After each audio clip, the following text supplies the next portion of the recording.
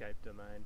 Today I want to show you how to prevent pooling in the top of your canopy or your gazebo. So when it rains, often you get spots where water will collect in the top, and that's where you're either going to get wet or it's going to break your gazebo. So let's have a look at some little tips that you can use to prevent that happening. And first of all, let's have a look at what is pooling.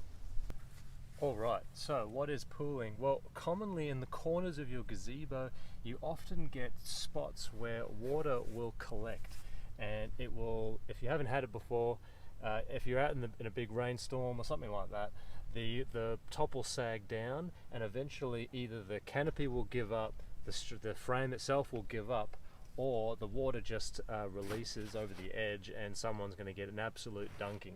So what can you do about it? So this is the Oz Trail that I'm looking at the moment, and they've got a pretty cool feature. They're called anti-ponding struts, or anti-ponding struts.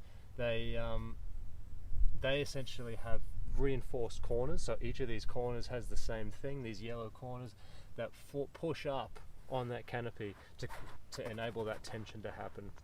But what other things can you do if you don't have a canopy with one of these? You can use something as simple as a pool noodle.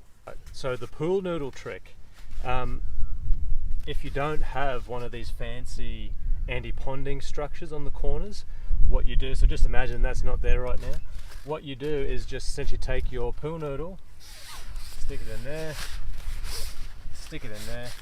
and that pool noodle would then push up against the canopy top there and provide that resistance. So now the water will, instead of pooling there, it will run off the top and it won't get stuck there.